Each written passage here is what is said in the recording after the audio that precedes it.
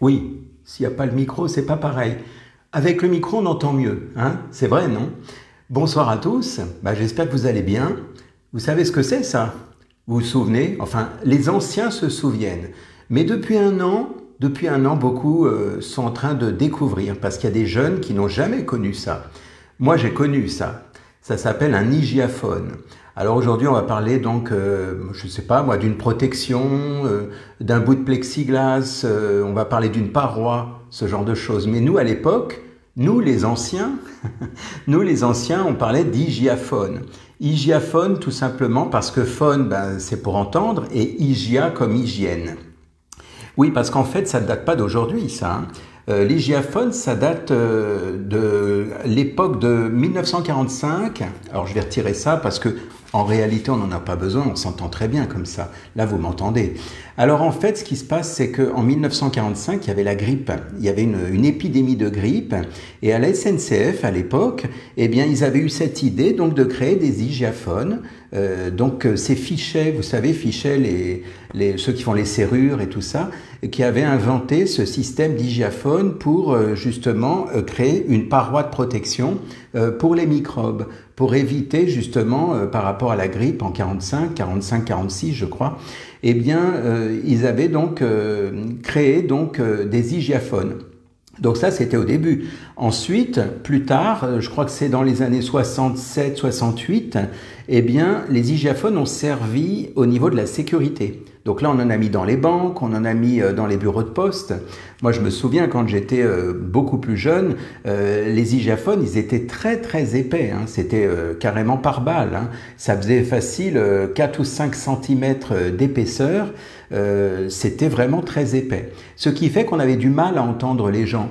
Alors, voyez par exemple là, le petit dessin que j'ai fait. Alors, il y avait donc des petits trous pour pouvoir parler, mais à l'époque, on n'avait pas le micro comme il y a aujourd'hui. Aujourd'hui, si vous allez par exemple dans une gare, eh bien, vous avez ces petits trous, mais vous avez un petit micro qui est en bas. Et si la personne ne branche pas son micro, eh bien, vous ne pouvez pas vous entendre. Voilà. À l'époque, il y avait juste des trous avec un petit décalage pour que vous puissiez quelque part parler et être entendu et entendre. Voilà. Et donc ça, c'était au début, évidemment, parce qu'en 45, il n'y avait pas ces systèmes avec les microphones, hein, bien sûr. Donc maintenant, on en est où? Eh bien, depuis l'année dernière, hein, comme par hasard, depuis un an, eh bien, il y a eu une montée de 40% des hygiaphones, c'est-à-dire que maintenant, on ne parle plus vraiment d'hygiaphone, mais en gros, c'est la même chose. On parle de protection et tous les commerces ont leur protection. Vous parlez derrière une vitre en plexiglas. Et puis voilà, c'est comme à l'époque, sauf que maintenant, le mot hygiaphone, je ne sais même pas si on l'utilise encore. Enfin, moi, je l'utilise en tout cas. Voilà, donc en fait, comme je vous disais, en 1968, c'est les banques et les bureaux de poste qui ont utilisé ça parce que il y avait beaucoup de risques d'agression et donc du coup, ils ont utilisé cette paroi mais qui était très très épaisse. Pour les anciens, si vous voulez en parler, n'hésitez pas puisque évidemment, à l'époque, on voyait ça, c'était vraiment quelque chose de très très épais. Alors ça a disparu complètement au début des années 2000, c'est au début des années 2000 que ça a disparu. Au début des années 2000, ça a disparu, pourquoi? Bien parce que finalement, ils ont considéré, à l'inverse d'avant où on se protégeait, eh bien, ils ont considéré que pour créer du lien, c'était quand même important de pouvoir finalement se parler de vive voix, sans avoir une paroi derrière. Donc ça, c'est au début des années 2000. Si vous vous souvenez, il y a eu le groupe Téléphone qui a sorti qui a sorti une chanson qui s'appelait Hygiaphone, justement, avec Jean-Louis Aubert et tout à l'époque. Et donc, c'était en 77. En 1977, eh bien, le groupe Téléphone avait sorti donc Hygiaphone. Voilà, donc c'était évidemment par rapport à cette idée. Donc, la phrase qu'il avait écrite sur les hygiaphones, c'était parler dans l'hygiaphone. Voilà, et il y avait une flèche rouge et noire là, avec le même système en fait que ça, sauf que il y avait une petite flèche pour dire qu'il fallait bien parler pour se faire entendre. Voilà. Aujourd'hui, on n'a plus besoin de ça, puisqu'aujourd'hui, avec les micros, c'est même des fois très désagréable dans les gares, parce que on entend vraiment tous les petits bruits. Hein, vous savez, on entend dès que la personne fait du bruit, on entend tout. C'est très sensible, en fait, les micros aujourd'hui. Alors pourquoi je vous parle de ça? On pourrait se dire, oui, mais d'accord, c'est bien ça, mais quel rapport avec la thérapie? Quel rapport avec ce que je fais? Eh bien, en fait, je vais vous expliquer parce que c'est quelque chose que j'utilise fréquemment, pour ne pas dire très souvent d'ailleurs. En fait, en ce qui concerne la notion de protection, la notion de concentration, par rapport à ce qu'on pourrait appeler une pollution extérieure. Tout ce qui peut me déranger si je suis quelqu'un de sensible, c'est peut-être le cas pour vous. Vous avez des gens qui peuvent être sensibles au bruit extérieur, par exemple s'ils ont besoin de se concentrer. J'utilise souvent ça, par exemple en hypnose, par exemple par rapport aux enfants qui ont du mal à se concentrer parce que ils sont malheureusement des fois dans un petit endroit et il y a du bruit tout autour.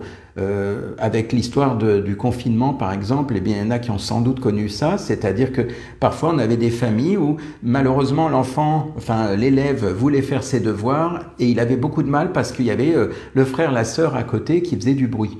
Et en fait, à ce moment-là, moi donc j'ai créé un hygiaphone maison, voilà, et donc je le fais souvent.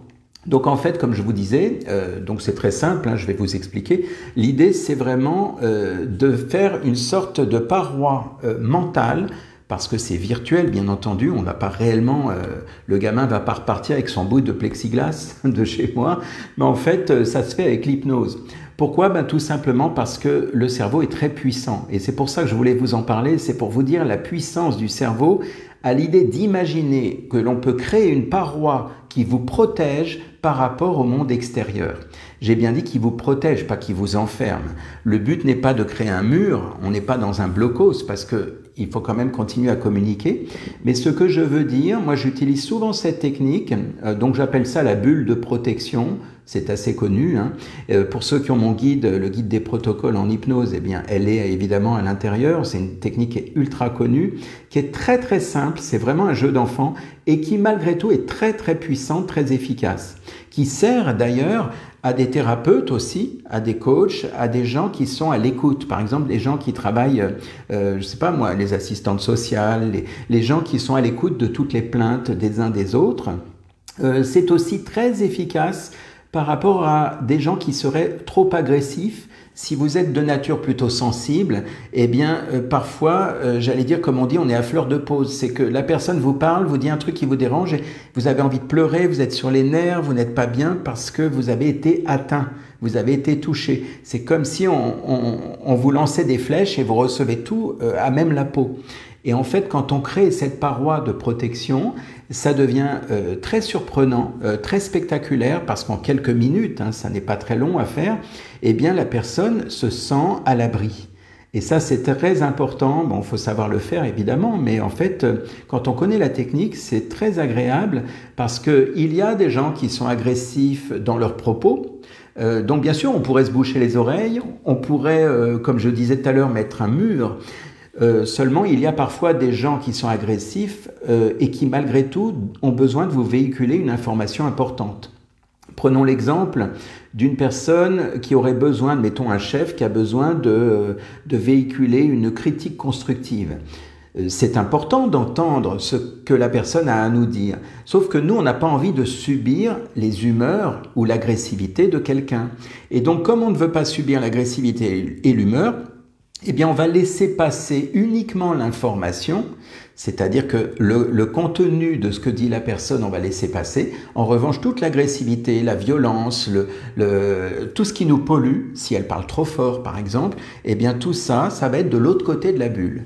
Donc c'est assez sympa, je voulais vous en parler pour vous dire que ce genre de technique aussi banale, aussi simple et efficace, ça existe, en hypnose, on peut faire vraiment des choses spectaculaires avec pas grand-chose en réalité.